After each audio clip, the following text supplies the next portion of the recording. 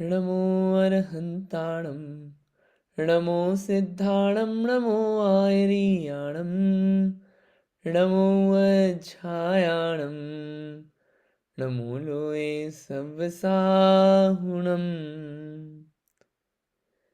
मोक्षमार्गस्य नेतारं भेतारं कर्मभूभृतां ज्ञातारं विश्वतत्त्वानां वन्दे तद्गुणलब्धे वन्दे तद्गुणलब्धे वन्दे तद्गुणलब्धे नमः श्रीवर्धमानाय निर्धूतकलिलात्मने सालोकानां त्रिलोकानां यद्विद्यादर्पणाय ते।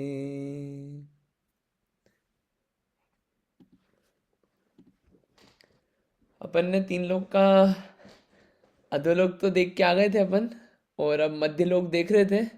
मध्य लोक में भी जम्बू द्वीप लगभग देख लिया अपन ने। जो बीचों बीच है मध्य लोक के वो है जम्बू द्वीप। ऐसे असंख्यात द्वीप समुद्र हैं, असंख्यात द्वीप समुद्र में जम्बू द्वीप है, और जम्बू द्वीप के बीचों बीच क्या है, सुमेरु पर्वत है। ये सब अपन ने देखा था ये फोटो से, ये सारा देखा है अपन ने, है ना। और इसमें लास्ट टाइम अपन ने भरत क्षेत्र की बात की थी, नीचे नीचे वाला जो 60 क्षेत्र हैं, 60 क्षेत्रों में एक भरत क्षेत्र है, उस भरत क्षेत्र की बात की थी। और भरत क्षेत्र में भी देखा था कि इसके 6 खंड हो जाते हैं, 5 म्लेच्छ खंड, एक आर्य खंड। आर्य खंड में हम लोग रहते हैं, छोटी सी जगह है, बिल्कुल छोटी सी जगह।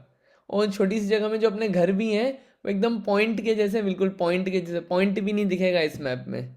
और उस घर की प्राप्ति के लिए हम पीछे भागते हैं। तो सोचना चाहिए कि अपन किन चीज़ों के पीछे भाग रहे हैं जो मैप में ढंग से दिखता भी नहीं है।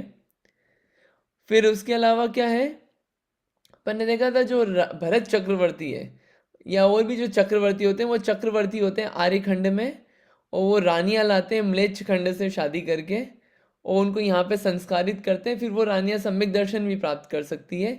म्लेच्छ खंड में सम्यक दर्शन की प्राप्ति नहीं हो सकती। और म्लेच्छ और आर्य कौन होते हैं वो भी देखा था, कि जो धर्म पूर्वक जीवन जिए वो आर्य कहलाते हैं, जो आर्य खंड में होते हैं। धर्म का नामो निशान म्लेच्छ खंड में नहीं होता है, वो धर्म से रहित होते हैं, पाप क्षेत्र है वो। तो वो यहाँ पे भी लगा लेना, अगर अपने जीवन में धर्म है तो अपन आर्य हैं, और अपने जीवन में धर्म नहीं है तो अपन म्लेच्छ हैं। ये अपने को लगा लेना चाहिए इसमें। अब ये तो सारी बातें हुई थी, लेकिन अब अपने को जानना है एक विधेय क्षेत्र। ये विधेय क्षेत्र का नाम सुना है, ये विधेय क्षेत्र क्या है, विधेय क्षेत्र का किसने नाम सुना, और विधेय क्षेत्र के बारे में आपको क्या पता है। स्क्रीन पढ़ के मत बताना, बाकी आपको जो जो याद पता हो। हाँ जी जतिन बोलिए। विदेश क्षेत्र में 20 तीर्थंकर कहे गए हैं, अपने जो पढ़ने में आए हैं कि 20 तीर्थंकर होते हैं। बहुत और बढ़िया बात है। और चारों ही कालों में, मतलब किसी भी काल में विदेश क्षेत्र से मोक्ष प्राप्त हो सकता है, और समो शरण भगवान के हमेशा मिल जाएंगे। बहुत बढ़िया, आपकी इन्फॉर्मेशन बहुत बढ़िया है। और किसी को कुछ पता है विदेश क्षेत्र के बारे में? ठीक है, कोई बात नहीं, अच्छा है। देखिए क्या है, ये बीचों बीच जो जम्बू द्वीप था ना, इसके बीचों बीच आपको दिख रहा है ये एक रेक्टेंगल टाइप, थोड़ा एकदम सेंटर में 7 क्षेत्र हैं। तो नीचे 3 क्षेत्र हैं, ऊपर 3 क्षेत्र हैं। ये तो क्या है, ये आइडेंटिकल है, जुड़वा है एकदम। ये बीच में जो विदेश क्षेत्र है 4th नंबर का, इसकी बात कर रहे हैं अपन। ये विदेश क्षेत्र यूनिक है अपने आप में। तो विदेश विदेश क्षेत्र बीचों बीच होता है, ये देखिए अपन ने स्क्रीनशॉट लिया हुआ है उसके नीचे। अब ये विदेश क्षेत्र में क्या है, बीचों बीच सुमेरु पर्वत है। तो इस सुमेरु पर्वत के कारण यहाँ पे क्या हो गए, इसके 2 भाग हो गए, एक पूर्व एक पश्चिम, ऐसे 2 भाग हो गए। ये देखिए यहाँ पे भी आप ये देखिए, ये पूर्व और ये पश्चिम, ऐसे ये 2 भाग हो गए विदेश क्षेत्र के। अब ये विदेश क्षेत्र के जो 2 भाग हुए, पूर्व और पश्चिम, सुमेरु पर्वत के कारण, तो वो क्या है, 2 में डिवाइड हो गया। अब उसके बाद और क्या हुआ, उसके बाद और इस विदेश क्षेत्र में नदियां निकल रही है, सीता नदी और सीतोदा नदी, 14 नदियां थी ना बड़ी बड़ी। अपन ने इनके डायमेंशंस भी देखे थे। सबसे बड़ी नदियां यही है, सीता और सीतोदा नदी। क्यों? क्योंकि भरत क्षेत्र से जैसे जैसे ऊपर आते हैं तो क्या हो रहा है, विस्तार जो हो रहा है दुगना दुगना हो रहा है। तो सीता नदी और सीतोदा नदी, तो इसके कारण क्या हुआ, और डिवाइड हो गया वो एरिया नदी के कारण, ठीक है। और फिर क्या हुआ, यहाँ पे बहुत सारे पर्वत हैं, इन पर्वतों के कारण और क्या है, ये विदेह क्षेत्र में 32 नगरियां हो गई। कितनी? 32। वैसे तो एक क्षेत्र होता पूरा, जैसे अपन ने विदेह भरत क्षेत्र में देखा था कि नदियां आ गई दो, गंगा और सिंधु, और पर्वत आ गया विजयार्ध, तो उसके कितने खंड हो गए? 6 खंड हो गए, वरना भरत क्षेत्र एक पूरा रहता।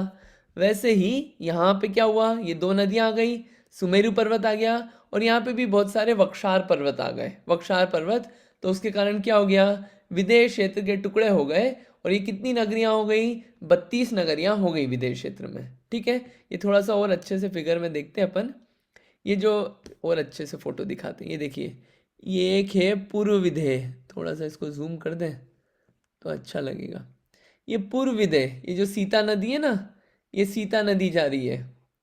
अब ये यहाँ पे क्या है, ये वक्षार पर्वत आ गए, ये दिख रहा है आपको, चित्रकूट वक्षार, नीलकुट वक्षार, और इसके अंदर भी छोटी छोटी नदियां हैं।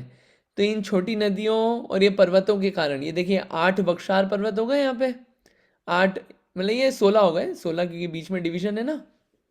तो ये पर्वत हो गए, इन पर्वतों और नदियों के कारण ये जो क्षेत्र था विदेश क्षेत्र, इसमें कितने हो गए? 32 नगरियां हो गई। ऐसे ये पश्चिम में भी देखना आप, ये देखिए पश्चिम वाले में भी, ये देखिए ये डिवीजन हो गए। थोड़ा सा अपन विजुलाइज करना चाह रहे हैं ताकि दिखेगा कि कहाँ पे क्या क्या तोड़ फोड़ हुई है और कहाँ पे क्या क्या अब कैसे बन रहा है। ये देखिए नंबर डले में 17 से 32 तक ऐसे नगरियां हैं पश्चिम में, जहाँ पे सीतोदा नगरी, सीतोदा नदी जा रही है, वहाँ पे क्या है, पश्चिम विदय है, और वहाँ पे 17 से लेके 32 नगरी है, नंबर डले हुए हैं ये पर्वत और नदियां हैं। ठीक है, ये विदेह क्षेत्र है। वापस आ जाते हैं अपन, देखिए वापस दिखाते हैं फोटो। ये सीतोदा नदी के यहाँ पे ये देखिए नंबर डले हुए 17 से लेके 32। तो यहाँ पे क्या पर्वत और नदियां हैं, उसके कारण ऐसे भेद पड़ गए। अब इसमें भी एक और चीज़ है, वो मैं हाईलाइट कराना भूल गया। यहाँ पे देखिए विदेश क्षेत्र में यहाँ पे भी जो नीचे है ना पहली नगरी, इसके यहाँ पे भी ये जो नीचे है, नीचे यहाँ पे ये पर्वत और नदियां आई, यहाँ पे भी क्या हुआ, एक आर्यखंड हो गया और 5 मलेच्छ खंड हो गए। पूर्व विदेह में 5 मलेच्छ खंड और एक आर्यखंड। यहाँ का भी कुछ सिस्टम है, वो अपन सिस्टम देखेंगे आर्य और मलेच्छ खंड में क्या क्या होता है। अभी देख रहे हैं कि कैसा बना हुआ है। ठीक है, ये घुमा के बना हुआ है, तो ये ऐसे पूर्व विदेह पश्चिम विदेह ऐसे ही हो गए 32 नगरी। ठीक है, हाँ जी विदुषी बोलिए। भैया ये अब इसमें नीचे जो अभी स्क्रीनशॉट्स दिखाया है, इसमें लिखा था निषद पर्वत, तो ये सिर्फ नीचे वाली जो बड़े डायग्राम में जो बॉटम पर्वत वाली लाइन बताई है ग्रीन कलर की, वही है ये उसी का स्प्लिट है बस, पूर्व हाँ पूर्व और वो पश्चिम। ये जो है ना, ये जो फोटो दिखा रहा हूँ मैं, ये वाला हाँ, ये इसमें उसी जो का। बॉटम वाला, सिर्फ हाँ बॉटम वाले का है ना ये, हाँ, ये सिर्फ निषद बॉटम वाले, पर्वत। हाँ ये बस ओके वैसे ही ओके स्प्लिट करके बताया है, वो तो घुमा के बताया और कुछ नहीं। ओके। ठीक है, तो ऐसे 32 नगरियां हैं, 32 नगरी में 16 तो क्या है पूर्व में है और 16 पश्चिम में है। उनके भी विभाग हो गए, तो 8 8 हो गई, 8 इधर 16, 8 इधर 16, ऐसे 32 नगरियां हो गई विदेश क्षेत्र में। ठीक है, मंदिरों की बात अभी नहीं कर रहे हैं, आगे आएगी बात मंदिर में। अब ये विदेश क्षेत्र में कुछ बात बतानी थी। विदेश क्षेत्र जो है, जैसा जतिन ने कहा कि वहाँ पे हमेशा तीर्थंकर पाए जाते हैं विदेश क्षेत्र में। यहाँ पे भरत क्षेत्र में हमेशा तीर्थंकर नहीं पाए जाते, यहाँ पे हमेशा मिल जाएंगे एवरग्रीन तीर्थंकर। तो एक तीर्थ कौन है, कौन से मुनि महाराज गए हैं वहाँ पे कुंद कुंद आचार्य जो हैं वो विदेश क्षेत्र गए थे, रहने वाले थे भरत क्षेत्र के, और कहाँ पे गए, विदेश क्षेत्र में। काय से गए, कोई जाने के लिए कोई क्या क्या व्हीकल यूज़ किया? तो जाने के लिए, हाँ जतिन बोलिए। देवों का वह हाँ, देव जो थे वो देव लेके गए, खुद नहीं जा सकते ऐसे, क्योंकि बीच में इतने सारे पर्वत वगैरह आ रहे हैं ना, तो वो क्या देव लेके गए उनको।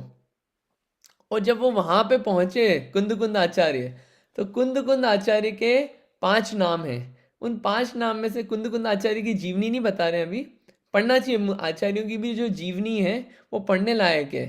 एक पुस्तक है तीर्थंकर महावीर और उनकी आचार्य परंपरा, इसमें बहुत अच्छे से दी हुई है एक एक आचार्य की पूरी जीवनी, पढ़ने लायक है वो। तो कुंद कुंद आचार्य जो हैं वो वहाँ पहुँचे, तो वहाँ पे इतने छोटे से कि भरत क्षेत्र में जो हाइट थी, कौन से 5वें काल में हुए, वो हाइट वगैरह देखेंगे अभी अपन कितनी होती है, छोटे से। और यहाँ पे विदेश क्षेत्र की जो हाइट होती है वो कितनी होती है, हाइट वगैरह विदेश क्षेत्र की, यहाँ पे होती है 500 धनुष। 500 धनुष यानी कि लगभग 2500-2600 फीट। 2500-2600 फीट। अपन कितने फीट के हैं? 5-5.5 फुट के होंगे। और वो कितने? 2500-2600 फुट के मैक्सिमम हाइट विदेश क्षेत्र में। और कुंद आचार्य गए लगभग अपने ही जितने हाइट के थे, थोड़ा सा ऊपर नीचे आप लगा लो, तो इतना था। तो वहां जाके देखा तो विदेश क्षेत्र में लोग बोलते हैं ये तो बिल्कुल इलायची जैसे दिख रहे हैं, तो उनका नाम पड़ गया एलाचार्य। इलायची जैसे दिख रहे थे क्योंकि कहाँ वो और कहाँ इतने छोटे से, एलाचार्य। और कुंद आचार्य जब वहां से आए तो वहां से आके उन्होंने पाहुड़ों की रचना करी। पाहुड़ यानी कि आप चैप्टर समझ लीजिए या ग्रंथ समझ लीजिए, ऐसे बहुत सारे पाहुड़ों की रचना की। उनमें से कुछ ग्रंथ हैं जैसे समय सार जी, प्रवचन सार जी, नियम सार जी, पंचास्तिकाय, और ये ऐसे जो हैं, और क्या बोलते हैं, रयन सार जी, ऐसे और भी ग्रंथों, नियम सार जी बोलते हैं ना, हाँ, अष्टपाहुड़, ये ऐसे अलग अलग ग्रंथों की रचना की श्री कुंद आचार्य ने। और आप देखना अपन एक मंगलाचरण बोलते हैं, मंगलम भगवान वीरो, मंगलम गौतमो गणी, मंगलम कुंदाद्यो जैन धर्मोस्तु मंगलम। महावीर भगवान के बाद गौतम स्वामी का नाम है क्योंकि उनके बाद गौतम स्वामी मोक्ष गए, गंधर। और गंधर के बाद सीधे कुंद आचार्य का नाम आया। कुंद आचार्य के पहले बहुत सारे दिग्गज आचार्य हुए, बहुत बड़े बड़े आचार्य, लेकिन नाम कुंद आचार्य का लेते हैं अपन। क्यों?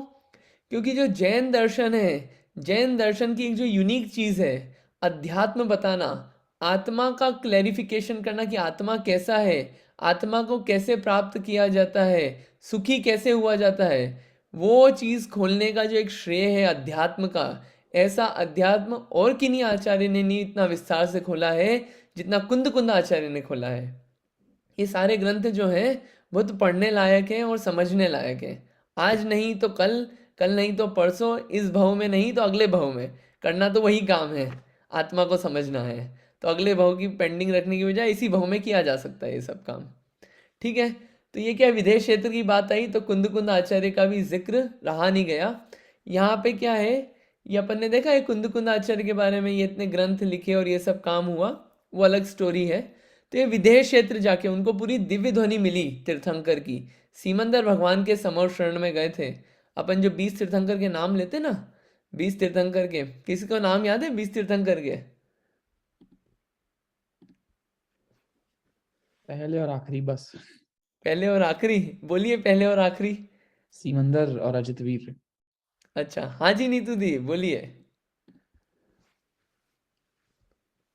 थोड़े से आप पूछे, सीमंदर, युगमंदर, बाहु, सुबाहु, संजा, स्वयं प्रभु, अजित वीरति एंड कौन से हैं, बस इतने ही याद है।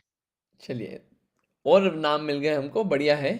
आप लोग याद करिएगा ये नाम, जब अपन अर्घ बोलते हैं ना, तो अर्घ में अपन पूरे पूरे नाम बोल लेंगे ना, तो अपने को याद हो जाएंगे पूजा करते वक्त।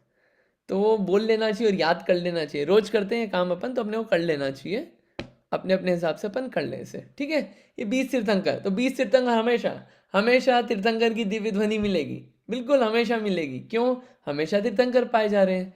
और ये जो तीर्थंकर भी होते हैं ना, ये 20 तीर्थंकर, ये सीमंदर जो नाम है, अब ये सीमंदर भगवान क्या है, अभी अरिहंत है।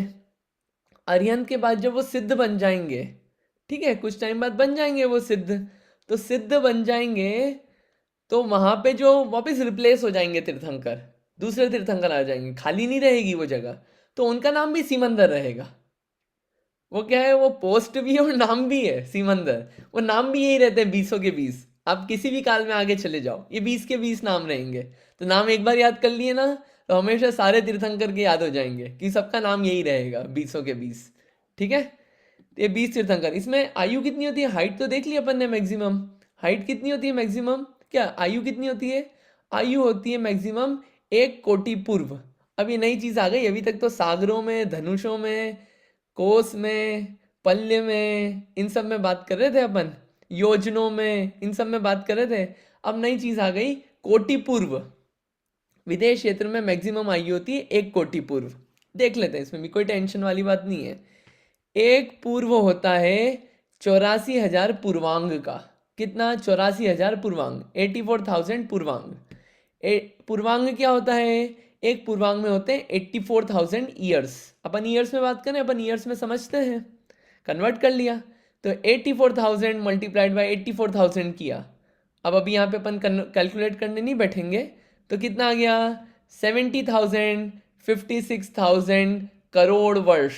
इसमें क्या डॉलर लगा देंगे ना तो उसकी फील आएगी, वाओ कितना बड़ा चीज़ है ये ईयर्स लगे हुए हैं। 70,000, 56,000 करोड़ वर्ष 10 to the power 7, ये कितना हुआ? एक पूर्व। ये एक पूर्व है, सिर्फ एक पूर्व। मुझे तो हर्षित यही बोल रहा था कि ये होता है। देखो यही होता था इसका देखो वैसे है ना, देखो एक ये क्या है? ये एक पूर्व है सिर्फ। अपन ने कितने बोला मैक्सिमम आयु? 1 कोटि पूर्व। 1 कोटि पूर्व यानी कि ये जो एक पूर्व आया है ना, इसमें 1 करोड़ का और मल्टीप्लाई करें तो 70,000, 56,000 मल्टीप्लाइड बाय करोड़ यानी 10 to the power 14 ईयर्स। इतनी आयु होती है मैक्सिमम विदेश क्षेत्र में, मैक्सिमम। ठीक है, इतनी आयु है, बहुत बड़ी बड़ी आयु है। ये तो विदेश क्षेत्र की अपनी बात हो गई। अब एक बात आती है, ये जो जम्बू द्वीप चल रही है बात, ये जम्बू द्वीप क्यों बोल रहे हो आप इसको? क्या है? जम्बू द्वीप में एक पेड़ है जम्बू वृक्ष। ये जम्बू वृक्ष जो है ये विदेश क्षेत्र में पाया जाता है। और विदेश क्षेत्र में जो जम्बू वृक्ष है ये कोई छोटा मोटा पेड़ नहीं है, ये तो बहुत बड़ा पेड़ है। और इस पेड़ के बहुत परिवार पेड़ भी आजू बाजू। कितने हैं वो परिवार पेड़? 1,40,120 पेड़ और हैं। ये ऐसा जम्बू पेड़ है। इस जम्बू पेड़ पे 4 स्ट्रक्चर बने हुए हैं, जिसमें से 3 तो देवों के भवन हैं और एक क्या है? एक है वहाँ पे जिन मंदिर। ठीक है, तो ये जम्बू वृक्ष के नाम पे ही इस द्वीप का नाम पड़ गया जम्बू द्वीप। ठीक है, ये कहाँ पे है? हमको मैप में दिखाओ, ऐसे नहीं समझ में आता। ठीक है, मैप में देख लेते हैं अपन। ये मैप में देखिए, दिख रहा है आपको? एक मिनट, दूसरे फोटो में दिखाते हैं क्या? ये फोटो थोड़ा सा ये दिख रहा है आपको? ये बीच में ये विदेश क्षेत्र है। विदेश क्षेत्र में ये स्किन कलर का उत्तर कुरु और देव कुरु लिखा है। बस ये उत्तर कुरु और देव कुरु है ना, तो यहीं पे जो उत्तर कुरु है, उत्तर कुरु में ये जम्बू द्वीप है। और भी पेड़ हैं, शालमली वृक्ष और भी वृक्ष हैं, लेकिन इस जम्बू वृक्ष के नाम पे इस द्वीप का नाम पड़ गया जम्बू द्वीप। अब वो नाम इसी के नाम पे क्यों रखा, अब वो नहीं पता, लेकिन इसके नाम पे पड़ गया। ठीक है, चलिए अब ये जो 20 तीर्थंकर बोले अपन, एक क्वेश्चन है मेरा कि ये तो ठीक है 20 तीर्थंकर, अपन ने पहले पंचमेरु पढ़े थे, ये 5 मेरु कहाँ आते हैं थोड़ा देखते हैं। ये तो जम्बू द्वीप है। जम्बू द्वीप के बाद क्या है? लवण समुद्र। लवण समुद्र के बाद धातकीखंड द्वीप। धातकीखंड द्वीप के बाद कालोददी समुद्र। कालोददी समुद्र के बाद पुष्करवर द्वीप। पुष्करवर द्वीप के बाद पुष्करवर समुद्र। ठीक है, ऐसे ये 6 चीज़ हो गई। अब क्या है, अपन ने नाम सुना होगा ढाई द्वीप। क्या होता है ये देखिए, थोड़ा सा फोटो देखिए वापस। ये बीच में जो है छोटा छोटा है, ये है जम्बू द्वीप के पास में लवण समुद्र, इसके पास में कालोददी, कालोददी के पास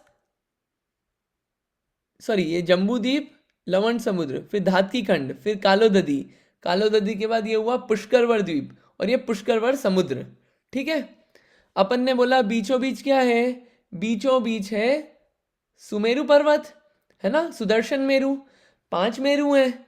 तो क्या है कि ये जैसे आपको आकृति दिख रही है ना, ये इसकी जैसे जम्बू द्वीप की आकृति है, बिल्कुल वैसी की वैसी आकृति धातकीखंड द्वीप की है, वैसी की वैसी आकृति पुष्करवर द्वीप की है, बिल्कुल वैसी की वैसी आकृति।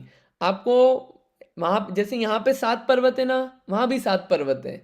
जैसे वहाँ यहाँ पे 6 क्षेत्र है ना, वहाँ भी 6 क्षेत्र हैं। जैसे यहाँ पे 14 नदियाँ हैं, वहाँ भी 14 नदियाँ हैं। जैसे यहाँ विदेश क्षेत्र है, वहाँ भी विदेश क्षेत्र है। जैसे यहाँ भरत क्षेत्र है, वहाँ भी भरत क्षेत्र है। जैसे यहाँ एरावत क्षेत्र है, वहाँ भी एरावत क्षेत्र है। बिल्कुल ये सब चीज़ें वैसी की वैसी आप एक्सटेंड कर दो, वहाँ भी ऐसी की ऐसी चीज़ें वो वहाँ भी है। कुछ चीज़ें हल्की सी चेंज होगी, लेकिन ये बिल्कुल बेसिकली वैसा का वैसा ही है। साइज जो है, साइज बढ़ता जा रहा है। क्यों? क्योंकि अपन ने बोला था जम्बू द्वीप जितना बड़ा है उससे डबल क्या है? समुद्र है उसके पीछे वाला, 2 लाख योजन वाला, उसके आगे वाला 4 लाख योजन, उसके आगे वाला 8 लाख योजन, ऐसे बढ़ता जा रहा है ना। साइज बढ़ती जाएगी बट चीज़ रिमेन्स द सेम। चीज़ वैसी की वैसी बनी हुई है। थोड़ा और बेटर फोटो में देख लेंगे अभी तो जैसे यहाँ का सेंटर क्या है जम्बूद्वीप का, सुदर्शन मेरु, वैसे के वैसे ये क्या है जो धातकीखंड द्वीप है और पुष्करवर द्वीप है। तो ये देखिए जो धातकीखंड द्वीप है ना, धातकीखंड द्वीप में भी ये देखिए लेफ्ट में आपको दिख रहा है अचल मेरु और राइट में दिख रहा है विजय मेरु, ठीक है। और फिर ये जो पुष्करवर द्वीप है, पुष्करवर द्वीप में क्या है, लेफ्ट में है विद्युन्माली मेरु और राइट में है मंदर मेरु। ऐसे 5 मेरु जो हैं ये ऐसे हैं। ये ऐसा कैसे हो रहा है, थोड़ा और बेटर पिक्चर से क्लैरिटी देते हैं। देखिए एक्चुअली फोटो दूसरा दिखाते हैं। ये देखिए ये जो है ना, ये क्या हुआ, देखिए इसको, ये बीच में आपको दिख रहा है ये ईश्वाकार लिखा है यहाँ पे, ईश्वाकार ईश्वाकार ईश्वाकार ईश्वाकार। ये तो जम्बू द्वीप था जो अपन ने देख लिया था, उसके पास लवण समुद्र है ये भी देख लिया था। उसके बाद पीछे क्या है, ये धातकीखंड द्वीप। ये धातकीखंड द्वीप के क्या हुआ, 2 टुकड़े हो गए। कैसे, ये ईश्वाकार पर्वत आ गया ना, ये ईश्वाकार पर्वत आ गया तो 2 टुकड़े हो गए। एक हो गया पश्चिम धातकीखंड द्वीप, ये यहाँ से यहाँ तक, और एक हो गया पूर्व में। ऐसे ही ये जो ये था कौन सा, पुष्करवर द्वीप, इसके भी क्या हुआ, 2 टुकड़े हो गए। यहाँ पे ईश्वाकार है ना, ईश्वाकार पर्वत, तो इसके कारण एक हो गया पश्चिम पुष्करवर और एक हो गया पूर्व में। और जो ये पर्वत है कौन सा, जो ये अपना ये द्वीप है कौन सा ये है, ये जो तीसरा वाला है पुष्करवर द्वीप, ये आधा और इधर से भी हो गया। यहाँ पे क्या है, मानुषोत्तर पर्वत आ गया, तो ये पुष्करवर द्वीप ना होके पुष्करार्ध द्वीप हो गया, ये आधा हो गया। क्योंकि क्या है, वो जो पूरा था ना, ये पूरा यहाँ से लेके पूरा पीछे तक एक्सटेंड होता, उसके आधे टुकड़े हो गए। ये आपको दिख रहा है पर्वत जैसा मानुषोत्तर लिखा है, यहाँ पे मानुषोत्तर पर्वत आ गया, ठीक है। तो यहाँ पे क्या है, फिर आपको जो द्वीप समुद्र बताया मैंने, अब जाते हैं द्वीप समुद्र पे, और क्लियर होगा, वापस क्लियर होगा। ये देखिए ये है विद्युन्माली, तो अब अपन ने 5 टुकड़े हो गए ना इसके। ये देखिए एक बीच में, एक लेफ्ट में, एक राइट में, 2 टुकड़े हुए ना ईश्वाकार से धातकीखंड के। और पुष्करार्ध के भी 2 टुकड़े हो गए। तो क्या हुआ, ये हर एक का एक सेंटर पॉइंट क्या हो गया, एक मेरु हो गया। तो जो उस दिन जतिन पूछ रहे थे कि ये सुदर्शन मेरु तो समझ में आ गया, बाकी के मेरु का क्या है, तो बाकी के मेरु पे बाकी जगह जो क्षेत्र हैं, भरत क्षेत्र, एरावत क्षेत्र, वहाँ के भगवान के वहाँ अभिषेक होते हैं। विदेश क्षेत्र में कोई धातकीखंड के हुए तो वहाँ पे वहाँ के भगवान जाएंगे, यहाँ के जम्बू द्वीप के वहाँ नहीं जाएंगे विजय मेरु पे। जो जम्बू द्वीप के होते हैं वो सब सुदर्शन मेरु पे ही जाते हैं, ठीक है, वहाँ की जो पांडुक शिला होती है। पर ये देखिए इसको थोड़ा सा और फोटो में थोड़ी सी और बात बता दें। ये देखिए नीचे क्या हुआ, ये देखिए ये भरत क्षेत्र, ये पश्चिम, ये पूर्व, कौन सा, धातकीखंड द्वीप में ईश्वाकार पर्वत है इसलिए 2 टुकड़े हो गए। ये देखिए भरत क्षेत्र है, गंगा सिंधु नदी है, वही नदियाँ हैं, वही समुद्र है, ठीक है, सॉरी वही नदियाँ हैं, वही पर्वत है, वही क्षेत्र है। ऐसे ही यहाँ पे पुष्करवर द्वीप में ये पुष्करार द्वीप हुआ, इसमें भी वही नदियाँ, वही समुद्र है, सॉरी वही नदियाँ, वही क्षेत्र हैं। ऐसे आप बाकी सब में भी आप आगे देख लेना, वही म्लेच्छ खंड, वही सब है, ठीक है।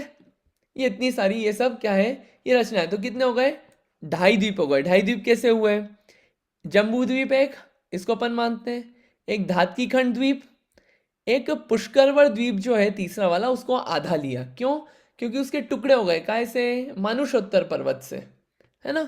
तो क्या हो गया, जम्बू द्वीप है 1 लाख योजन का, लवण समुद्र है 2 + 2 4 लाख योजन का, धातकीखंड द्वीप है 4 + 4 8, कालोददी 16, और पुष्करवर वैसे 32 होता लेकिन अपन ने आधा लिया है इसलिए 16 हो गया।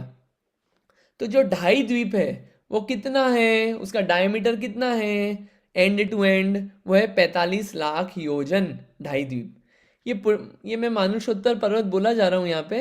ये मानुषोत्तर पर्वत का सिग्निफिकेंस ये है कि जो मनुष्य हैं वो इस मानुषोत्तर पर्वत से बाहर नहीं जा सकते, और जो मनुष्य हैं वो सिर्फ 2.5 द्वीप में ही पाए जाते हैं। इस 2.5 द्वीप के बाहर मनुष्य नहीं पाए जाते हैं। हाँ जी, क्वेश्चंस, हाँ जी बोलिए। हाँ जी, कौन बोल रहे हैं, नीतू दीदी बोलिए। नो नो नहीं, आई थिंक पुराने ही ऐसे। ओके ठीक ठीक ठीक। नहीं, मेरा प्रश्न था अंकित भैया, ये यहाँ पे लवण समुद्र में 2 + 2 का क्या है, ये 2 लाख योजन तो लवण समुद्र का चौड़ाई है ना जो हम बोल रहे हैं। तो ये 2 बार 2 लिखने का क्या तात्पर्य क्या है? है, अपन डायमीटर कैलकुलेट कर रहे हैं ना, तो डायमीटर क्या है, सेंटर से कैलकुलेट किया जाता है पूरे, अगर अपने को ढाई द्वीप का कैलकुलेट करना है तो क्या ये डिस्टेंस जो है, ये डिस्टेंस कितना है, 2 है। अपन पूरा सेंटर से ले रहे हैं ना, इसके लिए हाँ। उसको 2 + 2 करा 4। पूरा अपने को यहाँ से यहाँ तक कैलकुलेट करना है ना, इसके लिए अपन ने पूरा ऐसा और 2 भी कैलकुलेट 2 भी प्लस किया उसमें। नहीं, तो इसमें जो लवण समुद्र है उसकी मोटाई 2 लाख योजन है या फिर उसका पूरा डायामीटर 2 लाख योजन है? ये विस्तार, ये जो डिस्टेंस दिख रहा है ना आपको, ये लवण समुद्र के, सॉरी ये जो है ना, ये जम्बूद्वीप का जो लवण समुद्र की जो पतली सी दिख रही है भले इसमें, हाँ। ये जम्बूद्वीप से भी मोटा है। ठीक है, तो ये जो डिस्टेंस है ना, ये पानी वाला एरिया, ये 2 है। आपको एक दूसरा मैं ट्राई करता हूँ दूसरे फोटो से, मैं आज वो दूसरा फोटो निकाला हुआ नहीं है, इसको मैं और क्लियर कर दूंगा दूसरे फोटो से। मैं वो एक डायग्राम वो प्रॉपर रहेगा ना, तो आई थिंक उससे विजुलाइज अच्छा होगा। इसको मैंने लिख लिया है, मेरे लिए एक प्रॉपर फोटो से बताऊंगा मैं। ठीक है, वो थोड़ा सा फोटो शायद बेटर नहीं है, उससे फील नहीं आ रही है ना। मैं इसको होल्ड कर रहा हूँ, है ना जितिन, ठीक है। तो ये क्या है, ढाई द्वीप है। ये जो मानुषोत्तर पर्वत है, इसके बाहर मनुष्य नहीं पाए जाते। मनुष्य सारे ढाई द्वीप में ही है। अब आप देखो, कितनी बड़ी दुनिया देख के आए अपन, पूरा लोक, और मनुष्यों को कहाँ रख दिया, इतनी छोटी सी दुनिया में रख दिया। बाकी कितने असंख्यात द्वीप समुद्र है, अपन ने असंख्यात को समझा था, असंख्यात कितना है, कितने सारे द्वीप समुद्र हैं। इन सारे द्वीप समुद्रों में मनुष्य नहीं पाए जाते। मनुष्य सिर्फ इन ढाई द्वीप में ही है, ना नीचे है ना ऊपर है, इतनी सी जगह है। बताओ कितने से मनुष्य होंगे। उन उतने से मनुष्य में हम बने। हम बहुत कोई छोटा मोटा काम नहीं किया है, मैंने बहुत बड़ा काम किया है। अब वो बड़ा काम हुआ है, तो उससे भी और बड़ा काम होना चाहिए इस बार इस भाव में। तो कुछ दम, कुछ अच्छा होना चाहिए काम। तो है सार, ये 3 लोग पढ़ते पढ़ते क्या अपने को दिखता है कि कहाँ कहाँ कैसे जीव पाए जा रहे हैं, कहाँ कहाँ कैसे हैं, किन किन परिणामों से कैसे कैसे बनते हैं। और ये जगह का श्रद्धान होता है कि अरे इतनी स्पेसिफिकली, इतने क्लैरिटी से जगह दी हुई है कि कहाँ कहाँ पे कौन कौन हो रहा है। तो अपने को विचार, और वो तिरियन चोगले कितनी जगह पूरा लोक पड़ा हुआ है। आप इसमें पीछे अपन देखेंगे बाकी द्वीप समुद्र, उसमें भी कौन कौन पाया जाता है। आपको लगेगा अरे ये तो सब इनके लिए ही जगह है, अपने लिए तो जगह ही कुछ नहीं है। तो कम जगह है, बिल्कुल उतनी सी जगह में ही काम चलाना है, और इतना चलाना है कि फिर जगह की जरूरत ही नहीं पड़े, बिल्कुल जाके ऊपर जाके विराजमान हो जाए। ठीक है, ये ढाई द्वीप की बात चल रही थी। अब अपन तीर्थंकर का कैलकुलेट कर, ये ढाई द्वीप समझ में आया ना कि ये कैसे बना हुआ है, कैसे इसके ये टुकड़े हो गए ढाई, ये क्लियर हुआ ना सबको। हाँ, नहीं हुआ हो तो आप हाथ रेस कर देना, क्वेश्चन पूछने में मत शर्माइएगा आप। ठीक है, अब अभी किसी ने बोला कि 20 तीर्थंकर होते हैं। एक क्वेश्चन, ये एरावत क्षेत्र का मैंने नहीं बताया। जो एरावत क्षेत्र है, जो ये ऊपर है ना एरावत क्षेत्र, इसमें भी बिल्कुल भरत क्षेत्र जैसे ही है, बिल्कुल डिक्टो कॉपी। वहाँ पे भी चक्रवर्ती होता है, वहाँ पे भी तीर्थंकर होते हैं, वहाँ भी बिल्कुल जैसा अपना चलता है ना, बिल्कुल वैसा चलता है, एकदम बिल्कुल कॉपी। अभी समझाएंगे उसमें क्या क्या चीज़ें होती है सब क्षेत्रों में, टाइम एरा कैसे चलता है, काल चक्र क्या है, लेकिन बिल्कुल वैसा का वैसा चलता है। ठीक है, एरावत क्षेत्र में भी तीर्थंकर होते हैं। तीर्थंकर सिर्फ 3 जगह होते हैं, भरत क्षेत्र, एरावत क्षेत्र और विदेह क्षेत्र, बाकी कहीं नहीं होते। बाकी जो जगह है वो भोग भोगने की है। देखेंगे अपन कैसे कैसे भोग भोगने की है, क्या क्या है, क्या क्या व्यवस्था है, ये इतना अपने को क्लियर रखना चाहिए। ठीक है, अब क्वेश्चन ये है कि एक बात बताइए, एक टाइम में मैक्सिमम तीर्थंकर कितने हो सकते हैं। ये जो तीर्थंकर ढाई द्वीप में ही होंगे, इतनी पिक्चर क्लियर है अपने को। एक टाइम में मैक्सिमम तीर्थंकर कितने होंगे, ये मेरा क्वेश्चन है। अब आप, हाँ नीतू दी बोलिए प्लीज। 170। 170, आप आंसर पहले ही निकाल के लाए हो आप, तो सही है। 170, ठीक है। कैसे हुए 170? उसका मैथ अभी पता नहीं है मुझे, हाँ, लेकिन मुझे थोड़ा थोड़ा धुंधला धुंधला याद है, पर आप बताइए। हाँ बढ़िया, याद आपको सही है, सही है। जो अपन ने विदेह क्षेत्र में भी बोला ना, विदेह क्षेत्र में 20 तीर्थंकर तो मिनिमम हो सकते हैं, मिनिमम।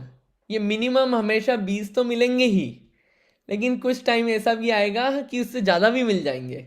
क्या ये जो अपन ने 32 नगरियाँ देखी ना, तो इन 32 नगरियों में क्या है, ये 8 नगरियों में एक तो होगा ही, कम से कम एक, 8 नगरी में कम से कम एक तो होगा ही। ठीक है, तो कितने हो गए, 4 तीर्थंकर हो गए, है ना। लेकिन ये तो क्या हुआ, सिर्फ जम्बू द्वीप वाले देखे आपने। आपको अभी हमने बताया कि धातकीखंड द्वीप भी है, वहां पे भी विदेश क्षेत्र है ना, वहां पे भी विदेश क्षेत्र है, वहां पे भी दोनों साइड है विदेश क्षेत्र, एक पूर्व में एक पश्चिम में। तो वहां भी 32 नगरियां हैं, तो वहां भी 4 तीर्थंकर होते हैं। तो 4 + 4 8, 8 + 4 12। फिर हमने आपको बताया कि वहां पे पुष्करार्ध द्वीप भी है बाद में, वहां पे भी विदेश क्षेत्र है दोनों साइड, वहां भी 32 नगरियां हैं, और उन नगरियों में भी 4 तीर्थंकर मिनिमम हो सकते हैं। तो ऐसे कितने हो गए, 20 तीर्थंकर हो गए। 5 मेरू से, हर एक मेरू से रिलेटेड 4 तीर्थंकर हो गए, तो ऐसे 20 तीर्थंकर हो गए। ये जो अपन 20 तीर्थंकर बोलते हैं ना अभी, ये जम्बू द्वीप में नहीं हुए हैं, ये 2.5 द्वीप के हैं 20 तीर्थंकर। 2.5 द्वीप के 20 तीर्थंकर हैं ये विद्यमान 20 तीर्थंकर, जो सीमंदर आदि 20 तीर्थंकर जो अपन अर्घ चढ़ाते हैं। ठीक है, मैक्सिमम कितने हो सकते हैं, मैक्सिमम हो सकते हैं 160। इन 2.5 द्वीप के मिला के मैक्सिमम हो सकते हैं 160। कैसे, 32 नगरियां हैं एक द्वीप में, ठीक है, 5 द्वीप है, हर एक नगरी में एक एक तीर्थंकर हो जाए। कितने हो गए, 32 मल्टीप्लाइड बाय कितने हो गए, 32 मल्टीप्लाइड बाय कितने हो गए, 5, 160 हो गए। तो 160 तीर्थंकर विदेश क्षेत्र में मैक्सिमम हो सकते हैं एक समय में। चलिए, भरत क्षेत्र में कितने तीर्थंकर, भरत और इरावत क्षेत्र में कितने हो सकते हैं मैक्सिमम तीर्थंकर एक समय में, बोलिए। ये तो आप बता ही देंगे कोई ना कोई। एक है, किसने बोला, एक मिनट, एक, अच्छा, और कोई जवाब,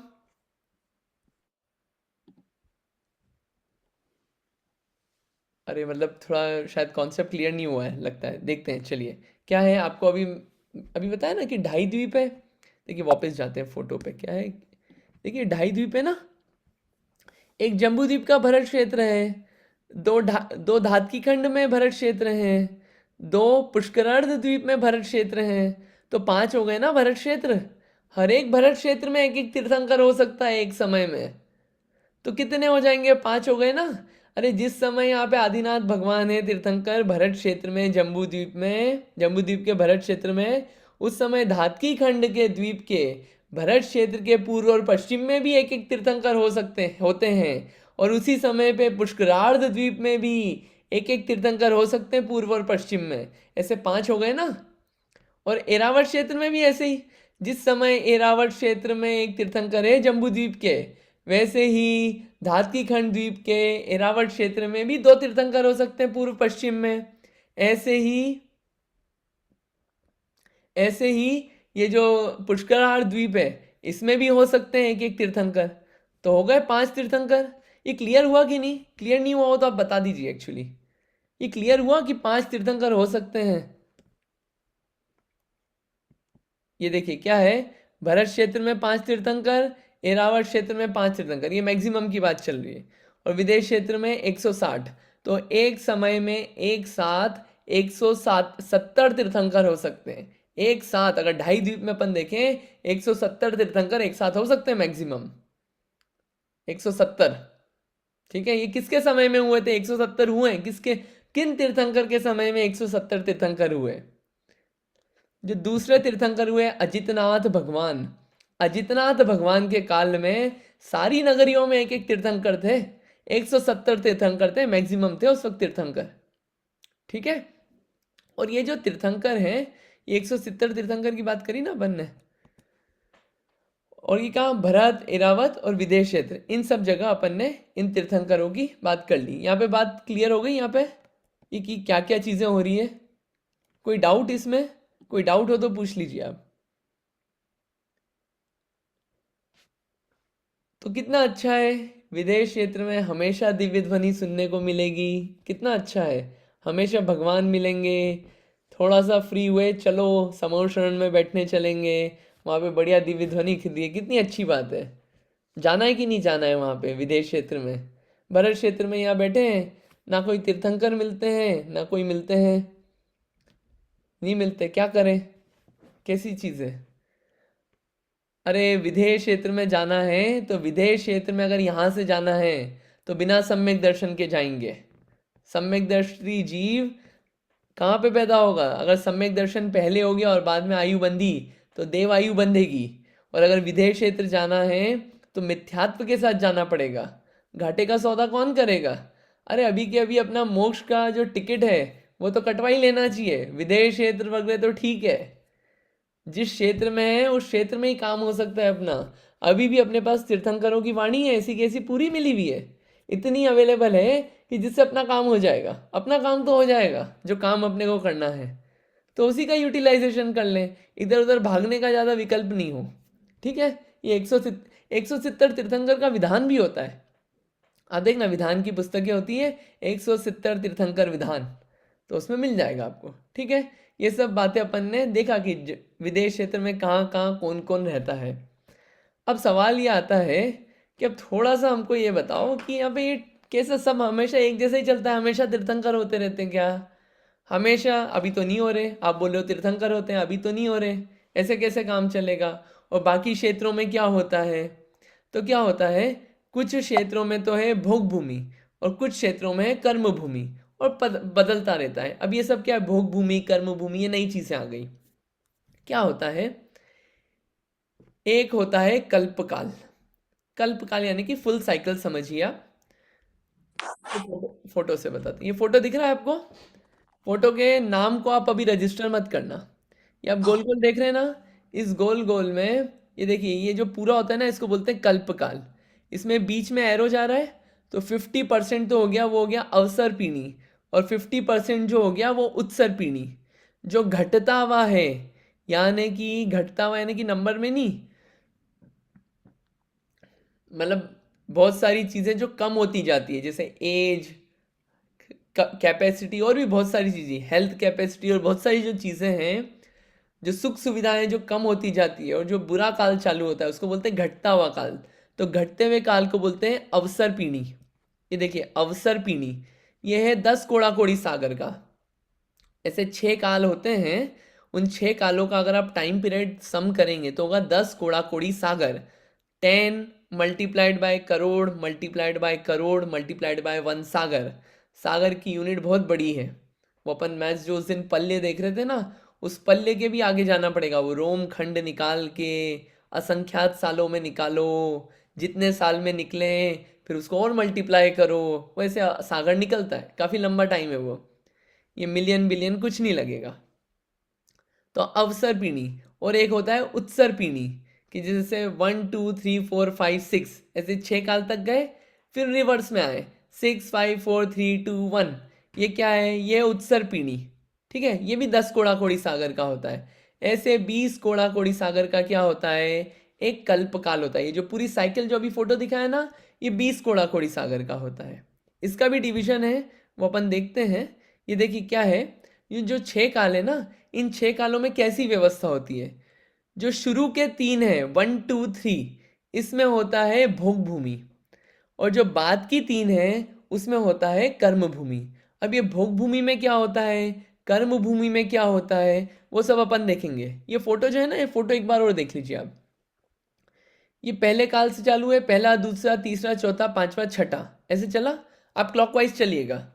फिर 6 के बाद क्या हुआ, फिर पहला दूसरा तीसरा चौथा पांचवा छठा लिखा है। लेकिन टेक्निकली जहाँ पे ये पहला लिखा है ना ब्लू कलर में, ये इक्विवेलेंट है छठे के। ये देखिए आप, बिल्कुल नाम सेम लिखा हुआ है। वो तो काउंटिंग 1 2 3 4 5 6 करी है, लेकिन इट्स सेम एज छठा काल। ये दूसरा जहाँ लिखा है इट्स सेम एज पंचम काल। जो तीसरा लिखा है इट्स सेम एज चौथा काल। ये क्या है, रिवर्स ऑर्डर में चल रहा है। क्यों, सब कुछ बढ़ता हुआ है ये उत्सर पीढ़ी में, और अवसर पीढ़ी ये जो रेड वाला है ये सब घटता हुआ है, जहाँ पे रेड नाम से लिखा है। एक एक काल समझेंगे, सब समझ में आ जाएगा, आसान है बातें। क्या है, अपन ने बोला भोग भूमि। अब ये भोग भूमि क्या होता है, भोग भूमि समझ में नहीं आती। भोग भूमि में क्या होता है, भोग भोगो, कुछ कमाना धमाना नहीं है, कुछ मेहनत नहीं करना है, एकदम रिलैक्स। वहाँ पे क्यों रिलैक्स, खाए पिए कैसे, सामान कैसे लाए, अरे उसके लिए तो कल्प वृक्ष हैं। 10 प्रकार के कल्प वृक्ष होते हैं। कितने, 10 प्रकार के कल्प वृक्ष। कल्पवृक्ष भी कैसे कैसे होते हैं, बहुत अमेजिंग कल्पवृक्ष होते हैं ये। कैसे कैसे? कुछ होते हैं कि बढ़िया बढ़िया पीने की चीजें दे देते हैं, और कल्पवृक्ष के सामने ऐसे नहीं कि वहां जाके कुछ मन्नतें मांगनी पड़ेगी, बस मन में सोचा, मन में कल्पना की, और वो क्या हुआ, वो वृक्षों से वो चीजें मिल जाती है। एक होता है पानांग, ये क्या होता है, अच्छी अच्छी पीने की चीजें दे देता है, बनानी नहीं पड़ती, मिक्सी लेके या सामान लाके या खरीद के पैसे कमा के, कुछ नहीं ऐसा करना है। वहाँ होते हैं कल्पवृक्ष, मन में विचार आया, वो चीज़ अवेलेबल हो गई। और ऐसा नहीं कि लिमिटेड स्टॉक है कि आउट ऑफ स्टॉक हो गया पेड़, ऐसा नहीं है, स्टॉक भी खूब रहता है। फिर तुरियांग, आगे क्या है, बढ़िया किसी को बजाने बजाने का शौक है, ढोलक, वीणा, गिटार, ये सब जो बजाना है सब मिलेगा वहाँ पे। फिर किसी को अच्छे अच्छे ज्वेलरी चाहिए, ज्वेलरी मिलेगी, भूषणांग नाम का एक कल्पवृक्ष है। और बढ़िया बढ़िया कपड़े चाहिए, अरे अच्छी अच्छी क्वालिटी के सारी ब्रांड्स मिलेगी, वो क्या है, वस्त्रांग। फिर भोजनांग, बढ़िया 56 भोग वगैरह कुछ नहीं लगेंगे वहाँ पे। कितने 363 प्रकार के, 363 टाइप के खाने की चीज़ें मिलेगी, खाने की, स्वाद की, खाने की 108, स्वाद लेने की 363, और अलग अलग और भी चीज़ें मिलेगी। फिर और क्या चाहिए, बढ़िया घर चाहिए, घर वर बनाना नहीं पड़ेगा वहाँ पे, बढ़िया महल बनाने नहीं पड़ेंगे, कुछ नहीं, विचार आया ये कल्पवृक्ष दे देगा। अरे जितनी चीज़ें आप सोच सकते हैं वो सब कल्पवृक्ष देगा। You don't have to do anything, just सोचो और मिलेंगी चीज़ें, यह है कल्पवृक्ष। दीपांग क्या है, बढ़िया बढ़िया क्या है, फूल पत्ते वगैरह मिलेंगे। और क्या है, भाजनांग, ये क्या देगा, बढ़िया बढ़िया क्या देगा, अच्छी अच्छी चीज़ें देगा, और चामर, कलश, झारी, बर्तन, ये सब देगा। मालांग, ये क्या देगा, बढ़िया बढ़िया मालाएं देगा, 16,000 टाइप की जो मालाएं होती हैं वो देगा अलग अलग। और क्या, अरे सूर्य चंद्रमा भी नहीं होता, जो भोग भूमि होती है वहाँ पे सूर्य चंद्रमा का प्रकाश फीका पड़ जाता है, वहाँ पे तेजांग नाम के कल्पवृक्ष होते हैं जो कि इतनी रोशनी देते हैं कि सूर्य चंद्रमा का प्रकाश फीका पड़ जाता है। और वहाँ पे कभी रात नहीं होती, भोग भूमि में कोई रात का कॉन्सेप्ट नहीं है, ऑलवेज डे, हमेशा दिन रहता है। ना वहाँ कोई जॉब करना है ना कुछ करना है, बस भोग भोगो बैठे बैठे। ये भोग भूमि की व्यवस्था है, कुछ नहीं कमाना है, 1% भी नहीं कमाना है, ना किसी को कुछ करना है। और वहाँ पे कोई धूल धामस नहीं होती कि कोई धूल हो रही हो, कोई कंकर पत्थर हो सड़कों पे, कुछ नहीं ऐसा। इनफैक्ट ये लट, शंख, चींटी, मकोड़े, बेड बग्स, ये सब कुछ नहीं होते, कॉकरोच, बटरफ्लाई, ये कुछ नहीं होता भोग भूमि में। भोग भूमि में विकलत्रय नहीं होते, 2 इंद्री, 3 इंद्री, 4 इंद्री, ये जीव नहीं होते, सिर्फ एकेंद्री और पंचेंद्री। एकेंद्री तो निगोदिया वगैरह पाए जाते हैं, ये वृक्ष भी हैं, क्या है, या फिर पंचेंद्री जीव पाए जाते हैं। और पंचेंद्री में भी सिर्फ कौन, मनुष्य और तिर्यंश, ये 2 ही पाए जाते हैं भोग भूमि में, बाकी कोई नहीं पाया जाता। वहाँ पे ऐसा कॉन्सेप्ट नहीं होता स्वामी और नौकर का कि कोई तो नौकर हो गया और कोई क्या हो गया, कोई मालिक हो गया, नहीं, सब इक्वल लेवल पे, कोई सेठ बन के घूम रहा है, कोई गरीब बन गए, ऐसा कोई कॉन्सेप्ट नहीं है, सब इक्वल, इक्वालिटी का कॉन्सेप्ट। ये भोग भूमि कितनी अच्छी लग रही है ना, भोग भूमि। कोई बीमार नहीं होता, बीमारी डॉक्टर वॉक्टर की जरूरत नहीं है, कोई बीमार होने का काम नहीं है, आपस में कोई लड़ता नहीं है, एक दूसरे से जलते नहीं है लोग, एक दूसरे को मारा पीटी नहीं करते कि भैया वहाँ पे न्यूज़ रिपोर्टर पहुंच रहा है कि यहाँ पे एक्सीडेंट हो गया, यहाँ पे टेररिस्ट अटैक हो गया, कुछ नहीं, ये भोग भूमि है। भोग भूमि, इनफैक्ट लोग खाते भी हैं, मलमूत्र नहीं होता कि भैया गंदगी निकल रही हो कि भैया अब रोज सुबह जाना पड़ रहा है फ्रेश होने, कुछ नहीं, ऐसा कोई काम नहीं है भोग भूमि में, ऐसा ही नहीं, सिर्फ भोग भोगो। और इनफैक्ट जिसको किसी को लगता हो कि यहाँ पे तो बच्चे वगैरह भी पालने पड़ते हैं, भोग भूमि में बच्चे भी नहीं पालने पड़ते। क्यों, वहाँ पे क्या है, पति पत्नी होते हैं, ठीक है, पति का नाम होता है आर्य और पत्नी का नाम होता है आर्या, सबका ये नाम होता है, ऐसा नहीं कि अलग अलग नाम देंगे, पति का नाम आर्य और पत्नी का नाम आर्या। और क्या होता है, जब इनकी एज जो है 9 महीने ही बचते इनके मरने के, तो 9 महीने पहले जो पत्नी है वो गर्भ धारण करती है, ठीक है, गर्भ धारण करती है। अब जैसे ही इनके जो बच्चे होते हैं, युगलिया होते हैं, एक लड़का एक लड़की, युगलिया होते हैं, और जैसे ही वो बच्चे पैदा होते हैं, जो हस्बैंड वाइफ है दोनों की डेथ हो जाती है। एक को क्या छींक आती है और एक को जमाई आती है स्त्री को, और क्या हुआ, ऐसा आते ही उनका मरण हो जाता है जीवन के अंत में। कोई बच्चे बच्चे पालने का काम नहीं है, बच्चे हो गए पल जाएंगे वो अपने आप, ज़्यादा लोड नहीं है। ये जो भोग भूमि में है लोड, वो लोड नहीं, लेकिन क्या है कि वो जो व्यवस्था है, नाम ही है भोग भूमि, सिर्फ भोग भोगो। इनफैक्ट जो पशु हैं, ऐसा नहीं कि वहाँ पे शेर आ रहे हों कि शेर खा जाएगा, शेर भी होते हैं, शेर वेर बिल्कुल ऐसे पालतू जैसे चलते हैं, बिल्कुल बढ़िया, कोई किसी को मारता नहीं है। इनफैक्ट जो मांसाहारी जानवर हैं ये भी मांस नहीं खाते हैं वहाँ पे। ये जो पक्षी वगैरह हैं मांसाहारी, ये भी कल्प वृक्ष से फल खाते हैं। वहाँ पे ना शत्रु है ना मित्र है, त्रियंश भी बिल्कुल क्या है, प्रेम पूर्वक रहते हैं। ये ऐसी भोग भूमि की व्यवस्था है, कितनी अच्छी है ना व्यवस्था भोग भूमि की, कितना बढ़िया है भोग भूमि। और ये क्या, भोग भूमि भी 3 टाइप की है, एक है उत्तम, एक है मध्यम और एक है जघन्य। ठीक है, 3 वैरायटी है भोग भूमि की भी। तो जो सबसे पहली है कौन सी, उत्तम भोग भूमि।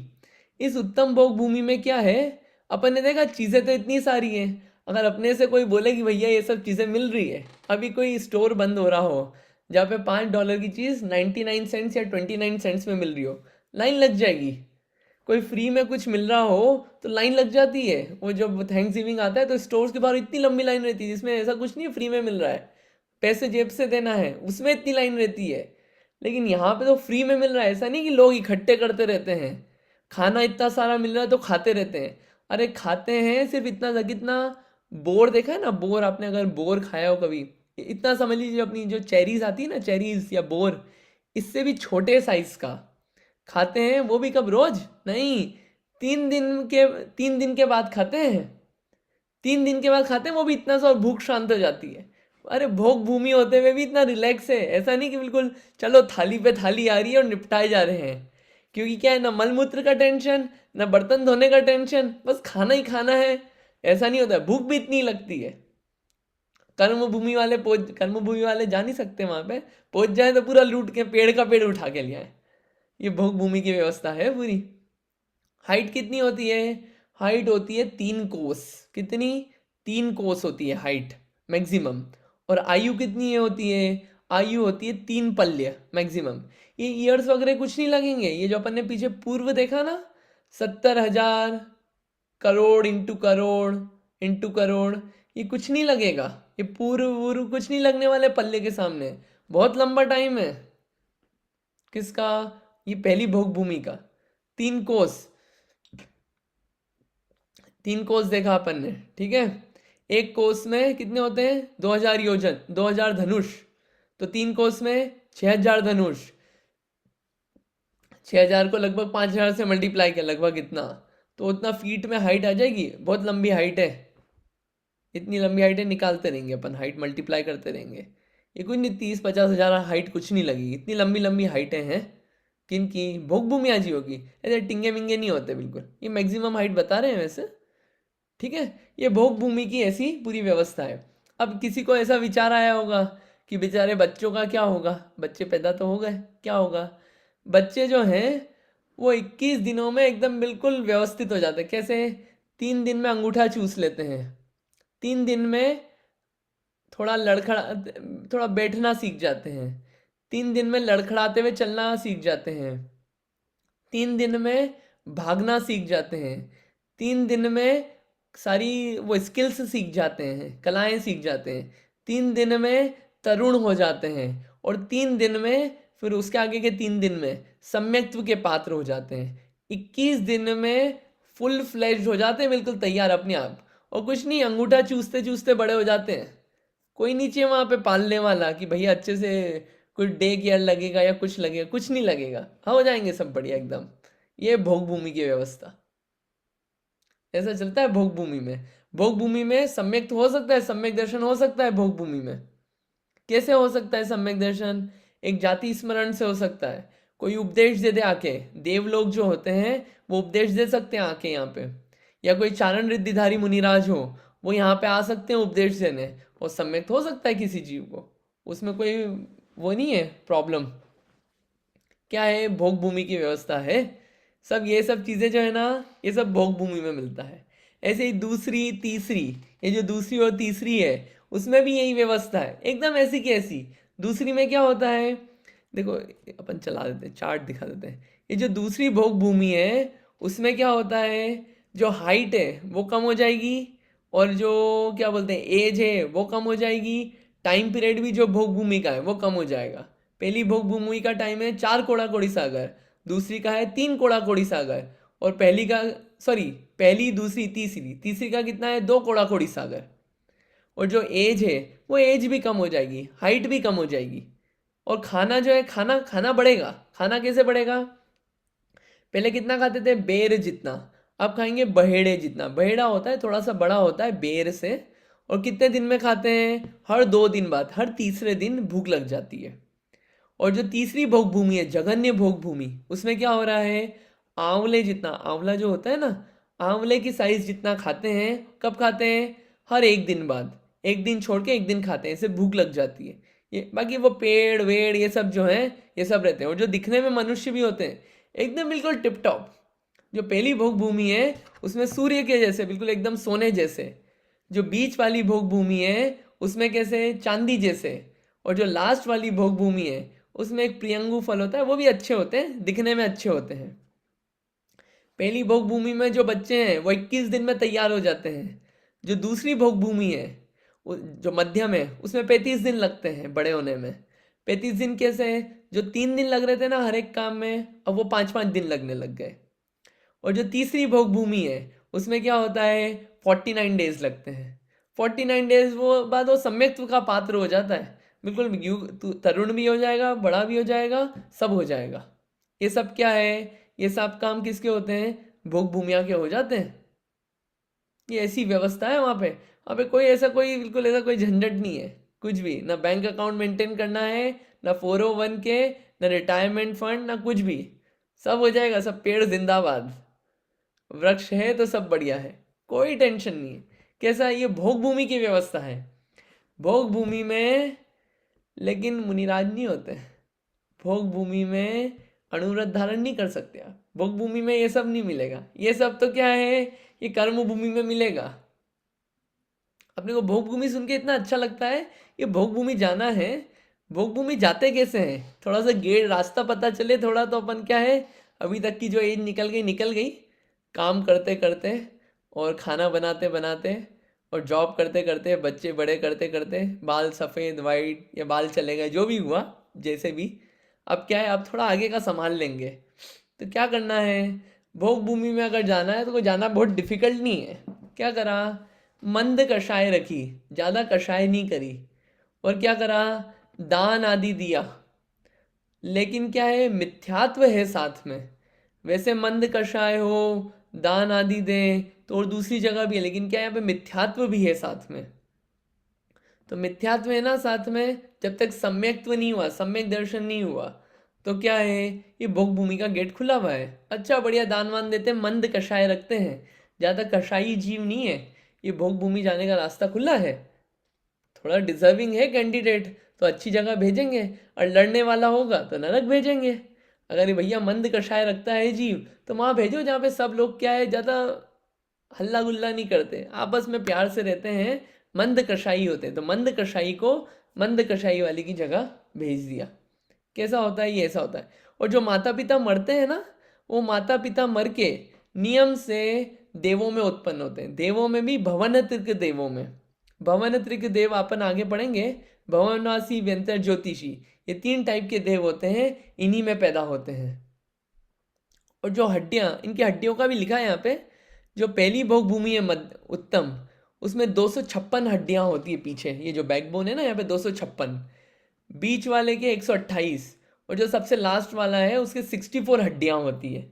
अपनी हड्डियाँ आप गूगल करोगे तो वो काफ़ी कम आएगी, 30 से कम आएगी लगभग, ठीक है, और भी उससे हो सकता है कम आए।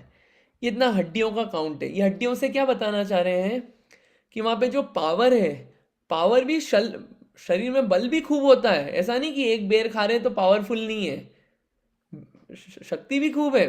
नहीं, ये जो पहली भोग भूमि है इसमें शक्ति कितनी होती है जीवों के पास, 9000 हाथी जितनी शक्ति होती है पहले भोग भूमि वाले जीवों में। कितने, 9000 हाथी जितने। और ये फिर कम होती जाएगी। आपको मैंने बोला ना, ये अवसर पीढ़ी है, उत्तम मध्यम, उत्तम से मध्यम में गए, मध्यम से जघन्य, पहला दूसरा तीसरा काल, ठीक है। तो ये क्या है, डिक्रीजिंग है ना सब कुछ। टाइम पीरियड डिक्रीजिंग है, एज डिक्रीजिंग है, हाइट डिक्रीजिंग है, हड्डियां डिक्रीजिंग है, खाना बढ़ गया है। खाना बढ़ गया है यानी कि अब शरीर में भूख की वेदना ज़्यादा होने लगी, तो ये प्रॉब्लम्स बढ़ रही है ना। आहार जल्दी जल्दी करने लगे और बड़े होने में भी टाइम लग रहा है। तो अब ये क्या हो रहा है, ये सब क्या हो रहा है, ये जो घटता हुआ है, ये घटता हुआ आ रहा है। अब चीज़ें कम कम कम कम होती जाएगी। तो ऐसे ये जो है, ये तीन काल जो है, ये तीनों काल किसके हैं, भोग भूमि के काल हैं। ये भोग भूमि के काल हैं। तो जब क्या है, ये भोग भूमि का पढ़ा ना अपन ने, ऐसा लगता है भोग भूमि जाना है, कितना अच्छा है, कितना अच्छा रहेगा वहाँ पे। अरे अपन कई बार हो क्या है, ऐसा थोड़ी कि अपन नहीं हो क्या है, बहुत बार हो गया है यहाँ पे। अरे सैर सपाटे मारने में अपन ने बहुत अच्छा काम किया, खूब सैर सपाटे मारे, सैर सपाटे खूब मारे, सब कुछ बने अपन इसमें, छोटे बच्चे बड़े बच्चे सब बने अपन, सब कुछ अच्छे से खूब खा पी के आए हैं वहाँ पे।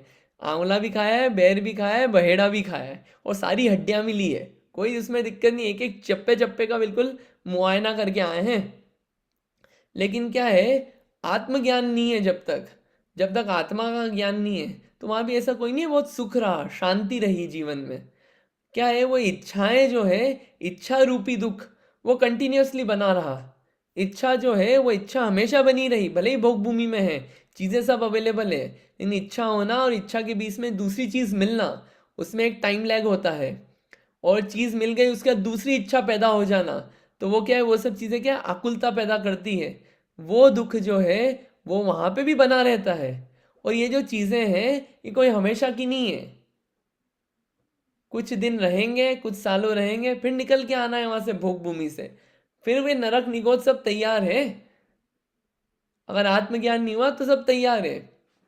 ये जो कर्म भूमि मिली है, कर्म भूमि भोग भोगने के लिए नहीं मिली है। जनरली ये थिंकिंग होती है कि अभी अच्छी जगह आ गई, यूएस या अच्छे मालदार पार्टी हैं, अपन भोग भोगो, ये बाकी चीज़ें क्या करना, भोग भोगना है तो उसके लिए भोग भूमि है। कर्म भूमि में पैदा हुए हैं तो कर्म भूमि जैसे बिहेव करेंगे, भोग भूमि में पैदा होंगे तो भोग भूमि जैसे बिहेव करेंगे। ये भोग भूमि नहीं है यूएस, ये कर्म भूमि है। ये भी कर्म करने के लिए बनी है, और सबसे उत्तम कर्म है कि अपने आप को ठिकाने लगाना, अपने आप को मोक्ष के रास्ते पे लगाना, अपने आप को धर्म के मार्ग में लगाना, वो सबसे इम्पोर्टेंट काम है। वो काम है मेन काम। और उसके लिए सपोर्टिंग चीज़ें अपन करते हैं, आजीविका भी करते हैं, सब करते हैं, वो सब साइड बिजनेस है। मेन बिजनेस ये है, मेन है ये चीज़ जो अपने को बचाएगी कि कभी जॉब नहीं करना पड़े, कभी कुछ करना नहीं पड़े, बस बैठे बैठे जानो, देखो और आनंद में रहो। वो काम है, वो काम होगा आत्मज्ञान से और कर्म भूमि में कर्म जैसे बिहेव करने से, भोगिया जैसे बिहेव करने से नहीं होगा। ये सब बातें क्या है, ये अपन ने भोग भूमि की देखी। अब भोग भूमि के बाद क्या है, कर्म भूमि भी आती है। कर्म भूमि का जो आगे चौथा पांचवा छठा है, वो सब क्या है, कर्म भूमि है। तो अभी कर्म भूमि कैसे चालू होती है, कर्म भूमि में क्या क्या होता है, ये ट्रांजिशन कैसे हो रहा है तीसरे से चौथे में, ये सब बातें क्या है अपन आगे और देखेंगे। आज का तो अपना समय हो गया है, लेकिन इतनी सारी ये सब बातें अपने को विचार करना चाहिए, और एक्चुअल में अपने से खुद को पूछना चाहिए अपने को, वाकई में भोग भूमि जाना है।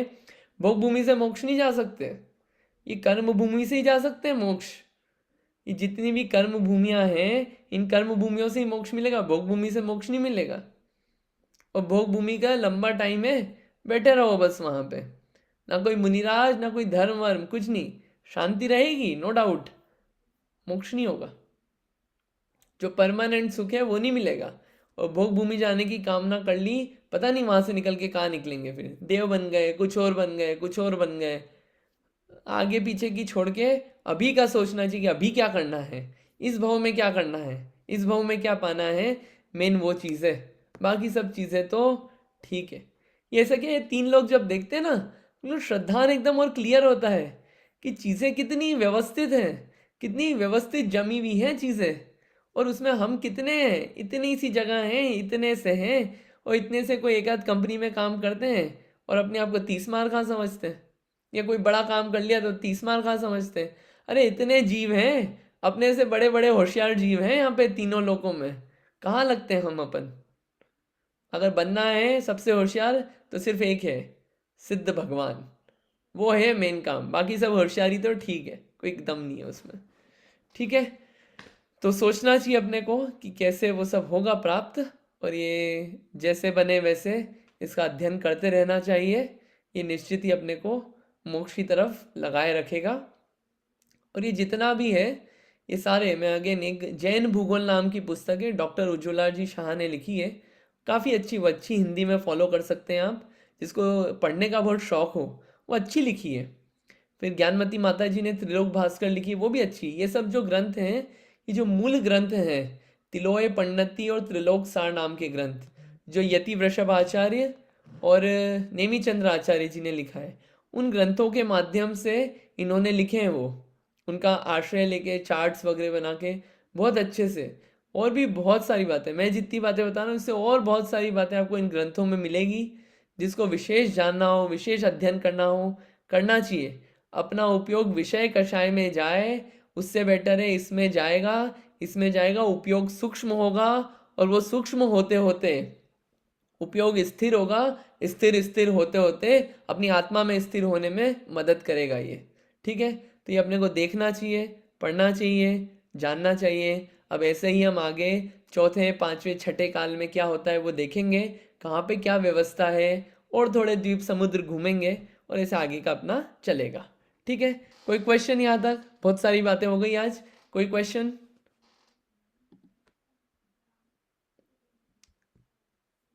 नहीं, कोई क्वेश्चन नहीं है, सब क्लियर है। चलिए, ये तो बहुत बढ़िया बात है।